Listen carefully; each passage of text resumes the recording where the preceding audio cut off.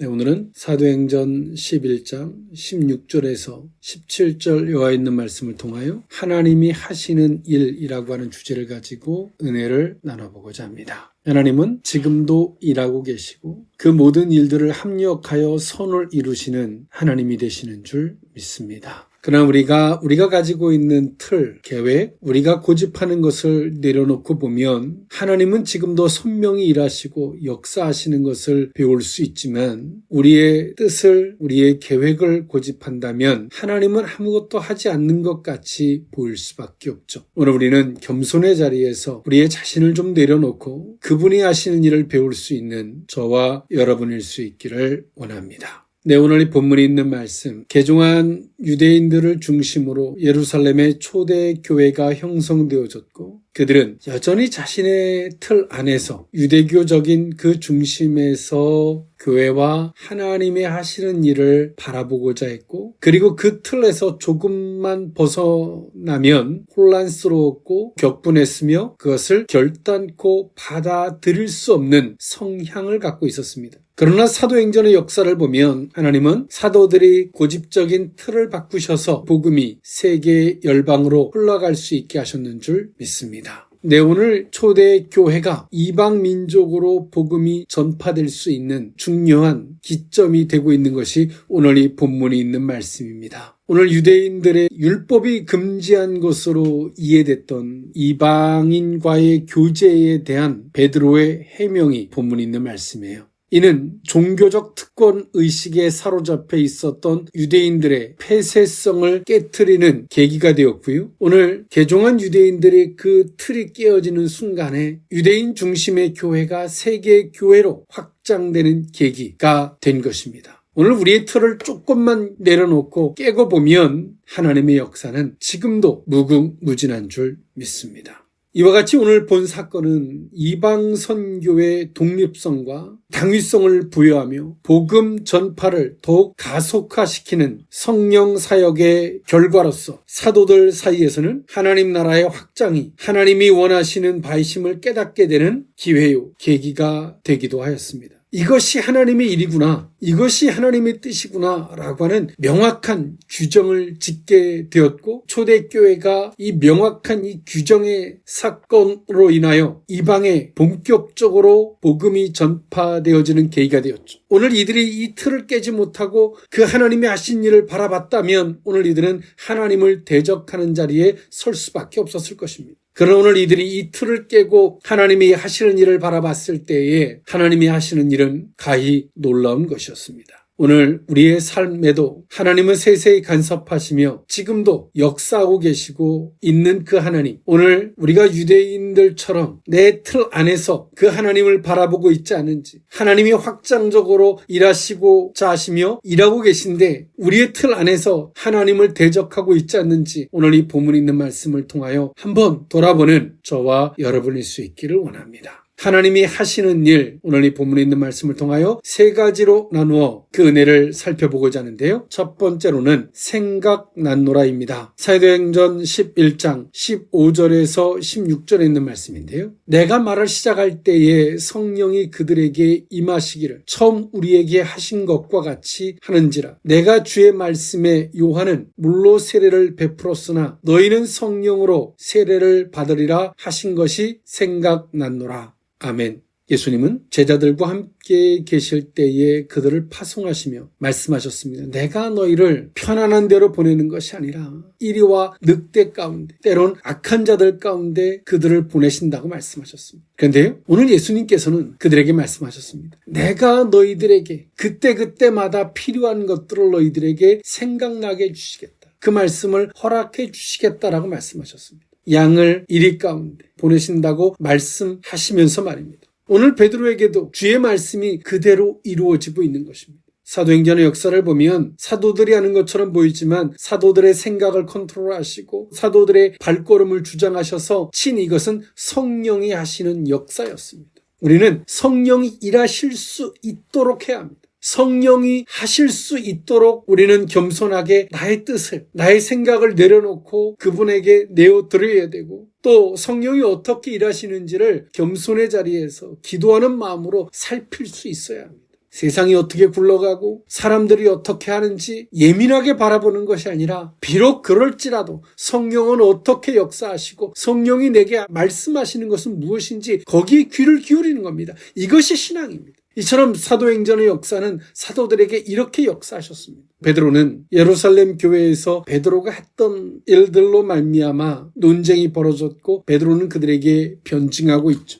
사도행전 11장 1절에 보면 유대에 있는 사도들과 형제들이 이방인들도 하나님의 말씀을 받았다함을 들었더니 2절 베드로가 예루살렘에 올라갔을 때에 할례자들이 비난하여 3절 이르되 내가 무할례자의 집에 들어가 함께 먹었다 하니 베드로가 그들에게 이 일을 차례대로 설명했다라고 말합니다. 오늘 베드로는 이방 지역에서 부정한 것을 잡아먹으라고 하는 주의 말씀을 3번이나 반복하는 이 환상을 받고 그 환상의 끝에서 이방인이었던 고넬료의 집에 초청받아 가게 되었고 거기에서 자신에게 역사하셨던 그 은혜를 고넬료의 가정에서 그대로 역사되는 것을 경험하게 되었습니다. 이것을 베드로가 변증적으로 예루살렘에서 그들에게 보고하고 말하고 있는 겁니다. 오늘 베드로는 말합니다. 내가 저들에게 말할 때에 성령이 일하시기를 처음 우리에게 하신 것과 같이 하는 것을 내가 봤다는 거죠. 그 말씀은 다른 것이 아니라 요한은 물로 세례를 베풀었으나 너희는 성령으로 세례를 받으리라 하신 것이 자신들에게 마가다락방에 성령이 임했던 이 놀라운 것이 우연한 일이 아니라 주께서 말씀하셨던 역사의 결과였던 것이 생각이 났고 지금 고넬료의 가정에도 동일하게 성령이 역사되고 있었던 즉 주의 말씀이 이루어지는 것을 생각났노라라고 예루살렘 초대교회의 그 중심에 보고를 하고 있는 겁니다.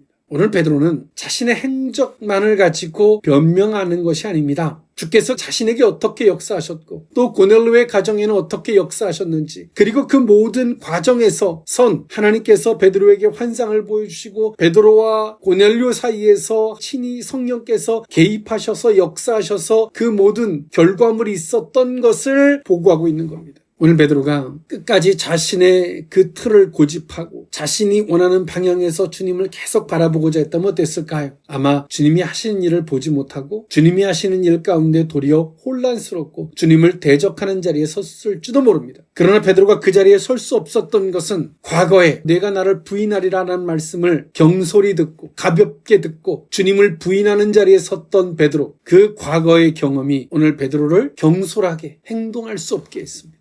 비록 내 뜻이 그럴지라도 주의 말씀 앞에서 브레이크를 걸고 자신의 생각을 다시 한번 돌아보는 과거의 부끄러움이 오늘 겸손으로 발전되어 있는 베드로의 모습인 것입니다. 그럴 때 성령께서 친히 베드로의 생각을 주장해 주시는 겁니다. 오늘 베드로가 자신의 혼자 사고 속에서 이런 생각이 떠오르는 것이 아니라 성령께서 베드로의 생각을 주장해 주신 겁니다.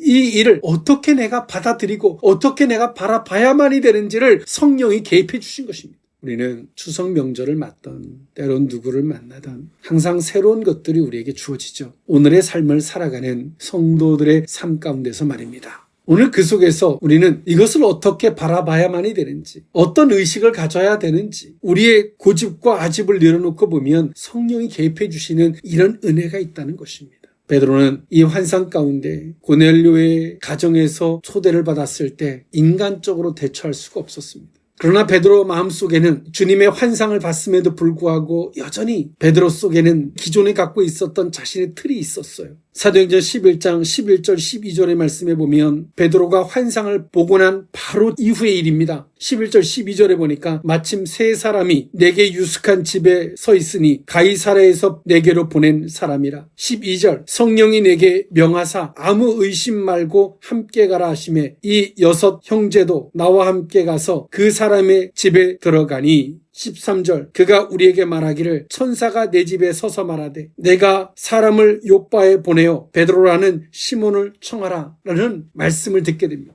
베드로는 이 환상을 보고도 주저했습니다. 그때 성령은 말씀하십니다. 베드로에게 아무 의심 말고 가라.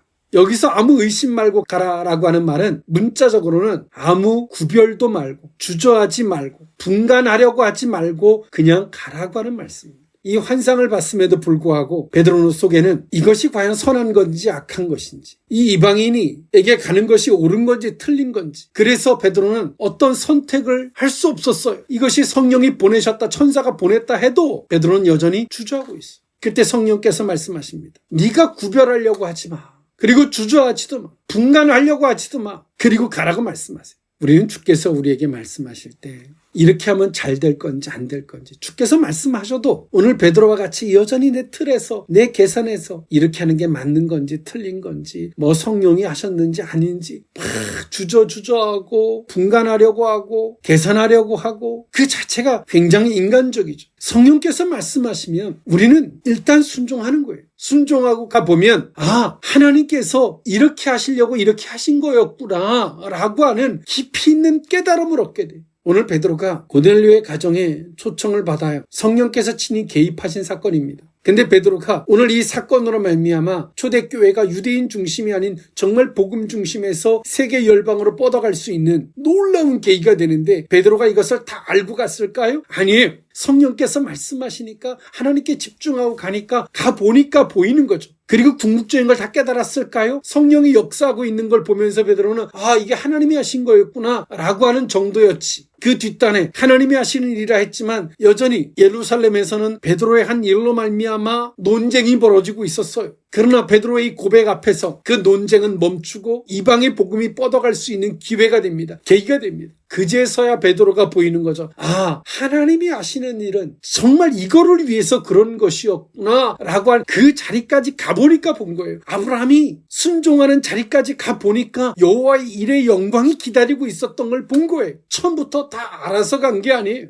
우리는 하나님이 하시는 일들을 우리가 얼마나 많이 차단합니까? 다 내가 이해해서 다 내가 일일이 손으로 찍어 맛을 보고 옆구리를 찔러서 확인해보고 돌다리를 두들겨보고 그래도 문제가 없으면 이게 하나님이 하시는 일이구나 그제서야 가려고 하는 얼마나 인간적입니까?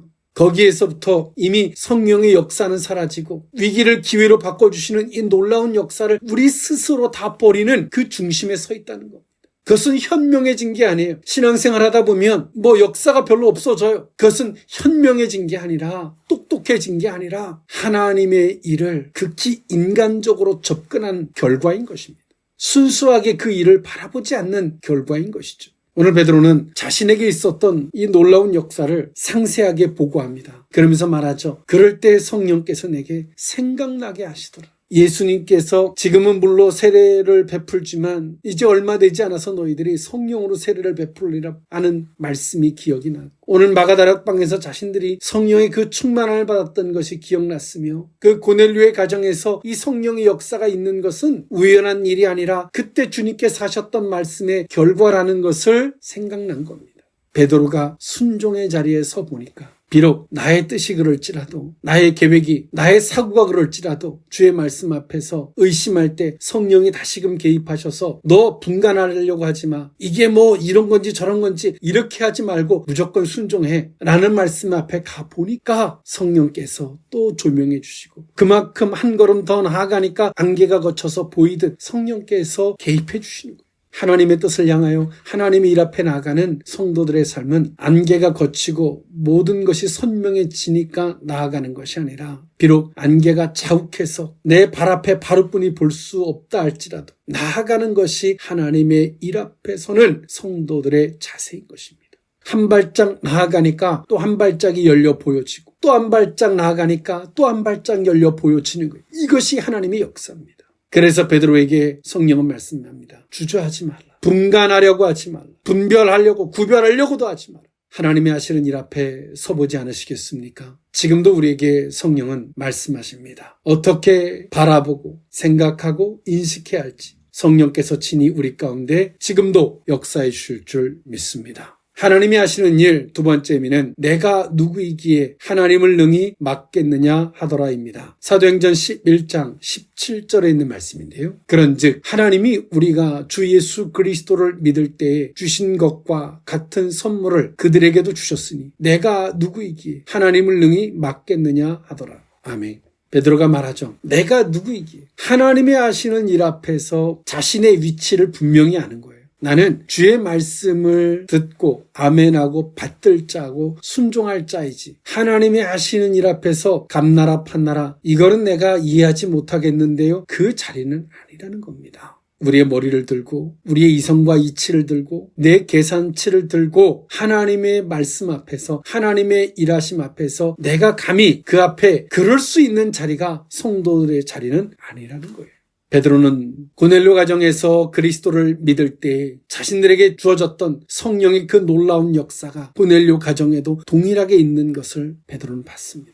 주 예수 그리스도를 믿을 때 성령이 선물로 임하는 것을 자신들이 먼저 겪어봤잖아요. 그리고 고넬료의 가정이 임하는 것을 베드로는 본 거예요. 그래서 오늘 우리는 실질적인 사실적인 믿음을 가지라고 하는 이유는 무엇이냐면 내가 믿음을 갖고 내가 주 예수 그리스도를 믿어서 주께서 말씀하실 때에 그 감동하실 때에 내 얄팍한 계산의 깔때기를 지나지 않게 하고 그 말씀을 순종할 때 성령께서 어떻게 역사하시는지를 경험해 본 사람은 알아요. 상대에게 역사하고 있는 것이 성령의 역사인지 저게 개인의 계산에서부터 나온 건지 알아요. 분간할 수 있어요. 내가 분별하려고 하지 않아도 자신이 성령의 말씀에 순종하고 나아가 본 사람은 아는 거예요. 그러나 아멘하고 순종하고 그 자리까지 가보지 못한 사람은 지금 내 앞에 펼쳐지는 이런 것들이 하나님이 하시는 일이 저게 사람으로부터 시작된 것인지 하나님으로부터인지 성령의 역사인지 악령의 역사인지 분간이 안 가요.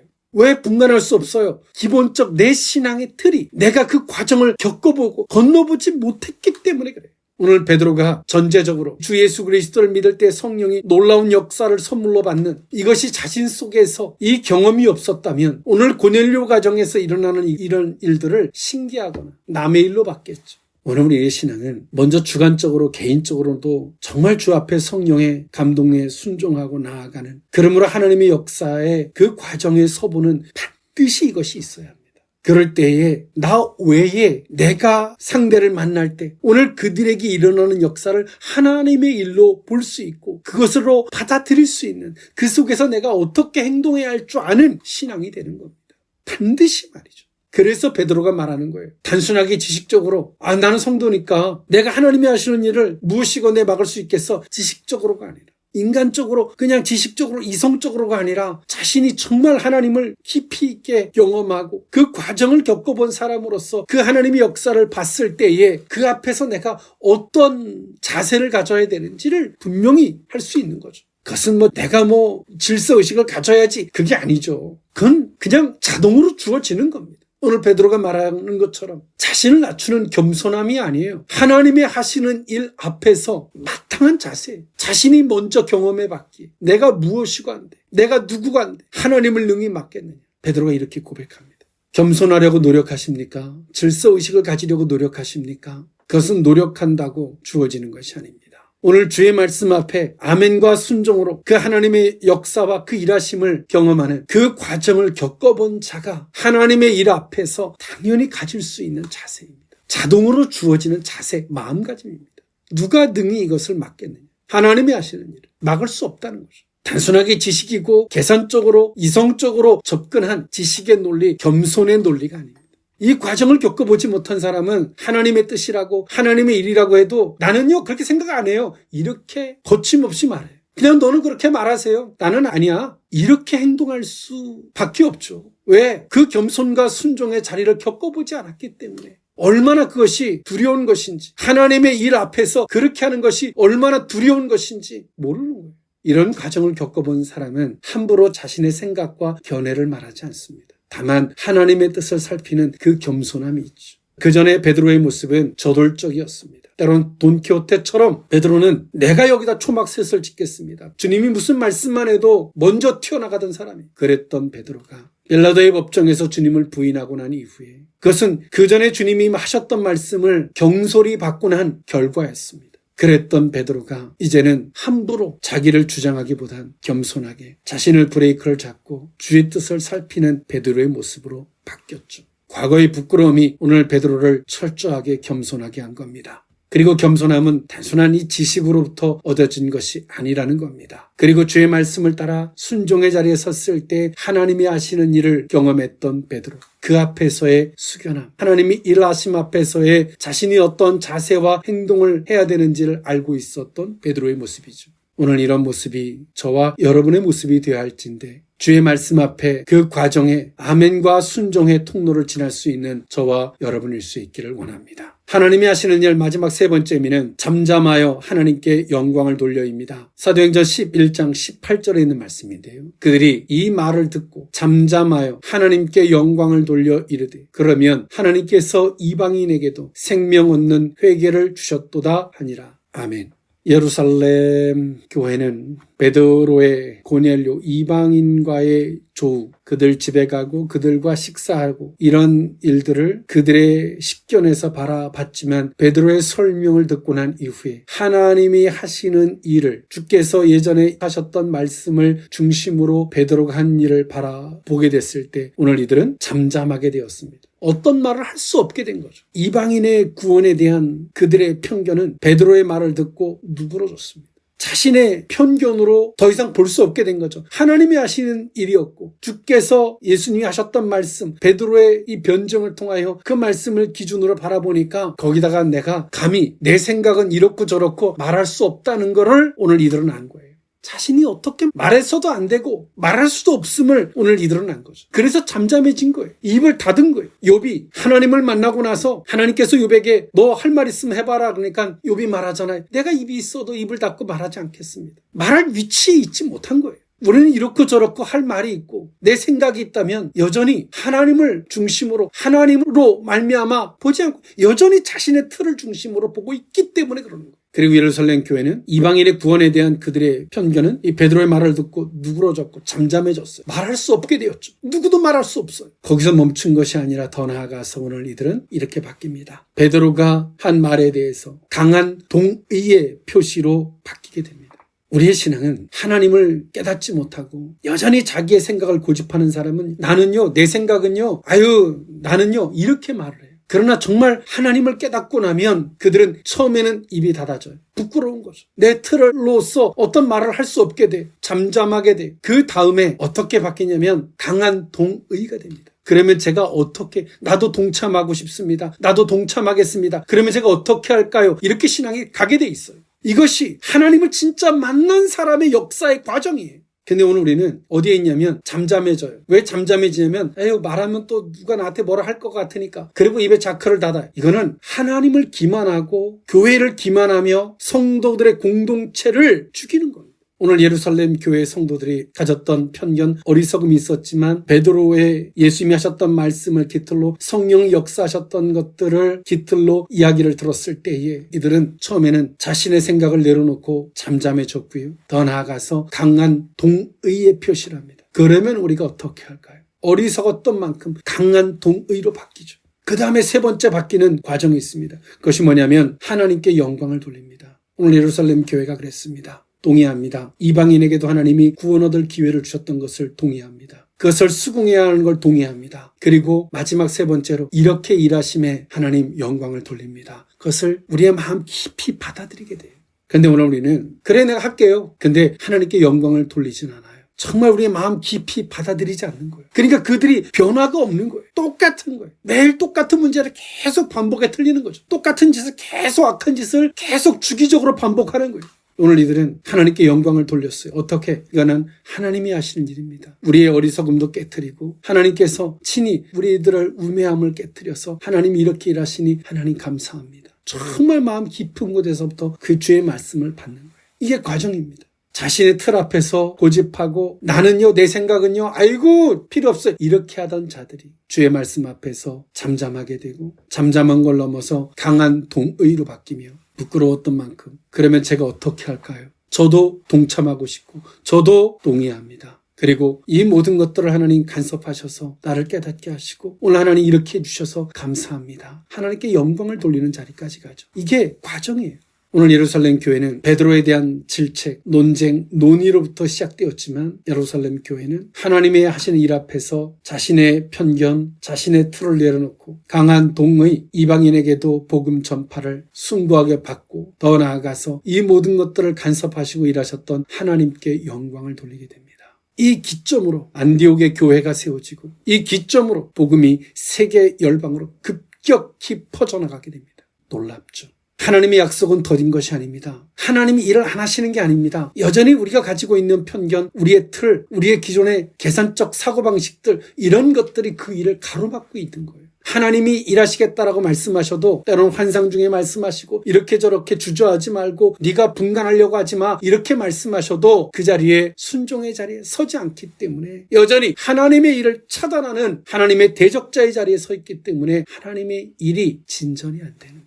하나님의 일이 외적으로 뻗어나가야 되는데 나부터 부시고자 계속 내게 말씀하시는 거예요. 하나님은 지금도 성도들이 가지고 있는 하나님의 뜻에 부합되지 못하는 사고를 깨트리셔서 하나님은 외적으로 더 넓게 하나님 그 일을 펼쳐가기를 원하십니다. 오늘 이 말씀과 같이 하나님이 하시는 일 앞에 올바른 자세로 서는 저와 여러분의 모습이 될 수 있기를 원합니다. 명절이 됐던 누구를 만나는 어떤 일이 됐던 우리는 하나님이 하시는 일을 살피고 그 일 앞에 서는 자라고 하는 것을 결단코 잊지 않는 저와 여러분일 수 있기를 원합니다. 기도하겠습니다. 사랑의 하나님, 오늘 베드로에게 있어서 이방 지역은 경계고 구별해야 되는 자리였지만 하나님이 하시는 일을 깨닫고 난 이후에 오늘 베드로가 서 있는 자리는 구별하고 경계하는 자리가 아닌 하나님이 하시는 일을 목격하는 그 일에 쓰임받는 주역이 되었는 줄 믿습니다. 주여, 우리들의 어리석음을 용서하여 주옵시고 오직 하나님이 하시는 일 앞에 숭고한 올바른 자세로 설 수 있는 우리 모두로 삼아 주옵소서. 축복하옵고 예수님의 이름으로 기도하옵나이다. 아멘.